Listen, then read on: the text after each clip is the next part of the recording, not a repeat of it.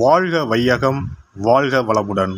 அனைத்து உறவுகளுக்கும் இனிய வணக்கம். நாம் இந்த பதிவில் வக்கர பயிற்சி அடையும் சனி பகவானால் ராசிக்காரர்களுக்கு ஏற்படும் சுப மற்றும் அசுப பலன்கள் என்ன என்பதனையும், அசுப பலன்கள் ஏற்படுமாயின் ராசிக்காரர்கள் செய்ய வேண்டிய பரிகாரங்கள் என்னென்ன, வழிபட வேண்டிய தெய்வம் யார் என்பதனை பற்றியும் விரிவாக காண்போம். உங்கள் வாழ்வில் வளமும் நலமும் செல்வ செழிப்பும் பெற்று வாழ்வில் உயரிய நிலையை அடைய எல்லாம் வல்ல இறைவனை வேண்டி விரும்பி கேட்டுக்கொள்கிறேன். வாழ்க்கையில் கஷ்டங்களை மட்டுமே சந்தித்த சில ராசிக்காரர்களின் வாழ்க்கையில் புது மலர்ச்சியை தரப்போகிறார் சனி பகவான்.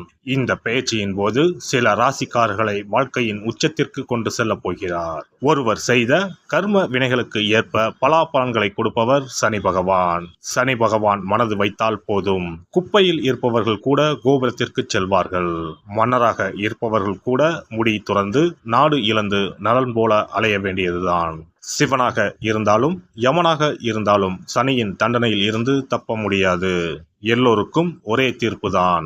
அரசனை ஆண்டியாகவும் ஆண்டியை அரசனாகவும் மாற்றுவார். சனி பகவான் எல்லோருக்கும் கெடுதல் செய்ய மாட்டார். அவரவர் கர்ம வினைகளுக்கு ஏற்ப பலன்களை கொடுப்பவர்.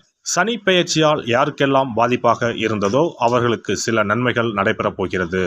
சனி பெயர்ச்சியால் யாருக்கெல்லாம் சாதகமாக இருந்ததோ அவர்களுக்கு சில பாதிப்புகள் உண்டாகலாம். வருகிற ஜூன் மாதம் 30ஆம் தேதி சனி பகவான் கும்பராசியில் வக்கர பயிற்சி அடையப் போகிறார். அதாவது எதிர் திசையில் நகரப் போகிறார். இந்த நிகழ்வானது ஜூன் மாதம் 30ஆம் தேதி இரவு 12:35 சனியின் சொந்த ராசியான கும்பராசியில் நடக்கப் போகிறது. நவம்பர் மாதம் 15ஆம் தேதி வரை சனி கும்பத்தில் வக்ர நிலையில்தான் பயணிப்பார். இப்படிப்பட்ட சூழ்நிலையில் சில ராசிக்காரர்களுக்கு சனி பகவானின் சிறப்பு அருள் கிடைக்கும். அதாவது இந்த ராசிக்காரர்களுக்கு வேலை மற்றும் வியாபாரத்தில் பதவி உயர்வு, சம்பள உயர்வு கிடைக்கலாம். வேலை இல்லாதவர்களுக்கு நல்ல வேலை கிடைக்கும். சனி பகவான் தற்பொழுது கும்பராசியில் உள்ள கடைசி நட்சத்திரமான புரட்டாதி நட்சத்திரத்தில் சஞ்சரிக்கிறார். அதன் பின்னர் நவம்பர் 15ஆம் தேதி மீண்டும் நேராக பயணிக்க உள்ளார். இப்படி வக்கர நிலையில் சுமார் 139 நாட்கள் சனி பகவான் பயணிக்க உள்ளார். சனி பகவான் வக்கரமாவதால் அதன் தாக்கம் அனைத்து ராசிகளிலுமே காணப்படும். அதுவும் சில ராசிக்காரர்களுக்கு பொற்காலமாக இருக்கப் போகிறது.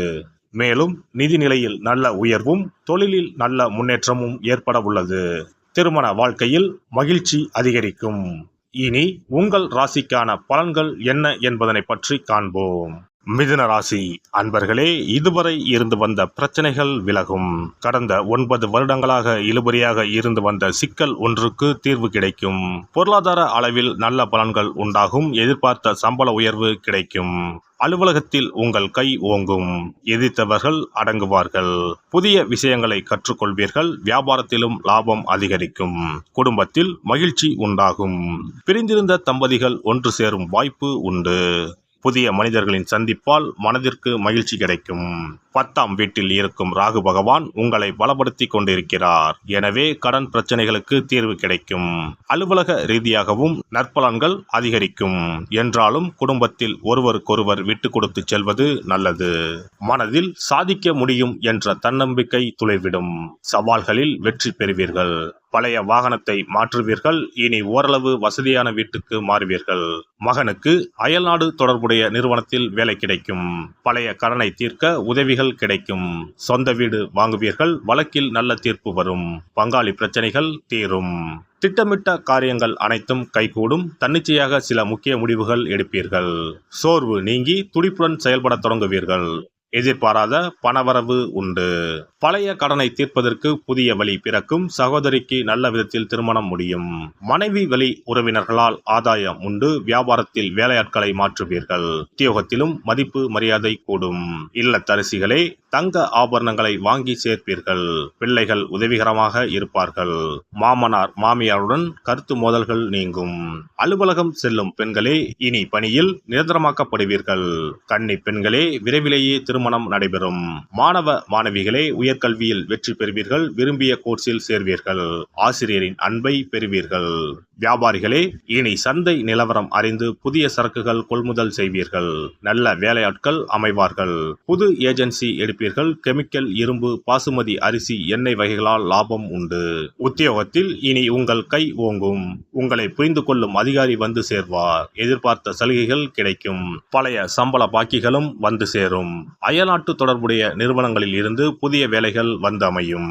இந்த வக்கர பெயர்ச்சி உங்களை தலை நிமிர வைப்பதுடன் நீண்ட நாள் ஆசைகளையும் நிறைவேற்றுவதாக அமையும். விழுப்புரத்திலிருந்து திருக்கோவிலூர் செல்லும் பாதையில் உள்ள கல்பட்டு என்னும் ஊரில் அருள்பாலிக்கும் ஸ்ரீ சாந்த சனீஸ்வரரை புனர்பூசம் நட்சத்திரம் நடைபெறும் நாளில் சென்று வணங்குங்கள். வாய் பேச இயலாதவர்களுக்கு உதவுங்கள். வாழ்வில் வளம் பெருகும். சிறப்பு பரிகாரம். நவ கிரகங்களில் சனி பகவான் நீதி தவறாதவர். அவரவர் கர்ம வினைகளுக்கு உரிய பலனை தவறாமல் வழங்குபவர். பொதுவாக சனி பெயர்ச்சி என்றாலே எல்லோரும் பயப்படுவார்கள். அப்படி பயப்பட வேண்டிய அவசியமே இல்லை. சனி பகவானால் பாதிப்புகள் ஏற்படும் பட்சத்தில் பாதிப்பில் இருந்து விடுபட பல எளிய பரிகாரங்கள் உள்ளன. ஒரு கைப்பிடி பச்சரிசியை எடுத்துக்கொண்டு அதை நன்றாக பொடி செய்து கொள்ள வேண்டும். பிறகு சூரியனை வழிபட வேண்டும். சூரியனை வழிபட்ட பிறகு குளக்கரையிலோ மரத்தின் அடியிலோ உள்ள விநாயகரை 3 முறை வலம் வந்து வழிபட்டு விட்டு பொடி செய்த பச்சரிசி மாவை தரையில் போட வேண்டும். அப்படி போடும் மாவை எறும்புகள் எடுத்து செல்லும். குறிப்பாக வன்னி மரத்தின் அடியில் இருக்கும் விநாயகரை வலம் வருவது மிகவும் விசேஷம். இந்த பரிகாரத்தை எப்போதுமே தொடர்ந்து செய்வது மிகவும் நல்லது. ஒருவருக்கு சனி தசை வந்துவிட்டால் அவருக்கு சந்தேக புத்தி வந்துவிடுகிறது. யார் சொல்வதையும் ஏற்றுக்கொள்ள மாட்டார்கள். குறிப்பாக அஷ்டமத்து சனி மிகவும் கஷ்டப்படுத்திவிடும்.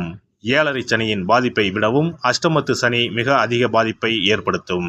அஷ்டம சனி நடப்பவர்கள் சனியினால் ஏற்படக்கூடிய பாதிப்புகளில் இருந்து விடுபட பின்கூறும் நியதிகளை கடைபிடித்தால் பாதிப்புகளின் தாக்கத்தில் இருந்து விடுபடலாம். சனி தசை நடக்கும்போது எந்த செயல் செய்தாலும் தாமதமாகும். அதற்காக கோபப்படக்கூடாது. பொறுமையாக இருக்க பழகிக்கொள்ள வேண்டும். தினமும் காகத்துக்கு எள் கலந்த சாதம் வைக்கவும். பிரதோஷ பூஜைகளில் பங்கேற்பது நல்லது. சனிக்கிழமை தோறும் சனி பகவானுக்கு இரும்பு அகல் விளக்கில் நல்லெண்ணெயில் தீபம் ஏற்றி வழிபடவும்.